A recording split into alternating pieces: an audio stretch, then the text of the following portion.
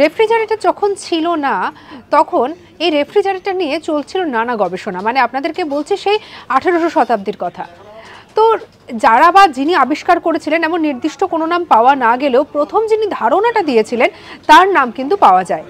আসলে বরফকে দূর থেকে নিয়ে আসা ছিল যথেষ্ট কষ্টসাধ্য এবং সময় সাপেক্ষ এবং খরচা সাপেক্ষ বিষয়।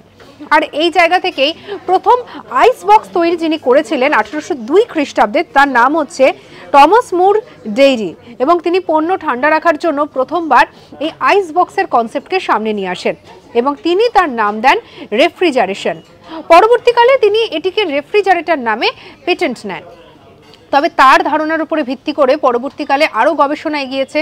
গবেষণায় দেখা গেছে যে কিভাবে আধুনিক পদ্ধতিতে এই জিনিসপত্রকে ঠান্ডা রাখা কিংবা বরফ তৈরি করা এই বিষয়গুলোকে কাজে লাগানো যায়। তারপরে দীর্ঘ গবেষণার পরে আমরা পেয়েছি এই আধুনিক ফ্রিজ, যা বর্তমানে আমরা আমাদের বাড়িতে হোক কিংবা কোনো হোটেল রেস্তোরাঁতে হোক এই সমস্ত জায়গায় দেখতে পাই। সঙ্গে রাখুন আজ তাক বাংলাকে, সাবস্ক্রাইব করে নিন।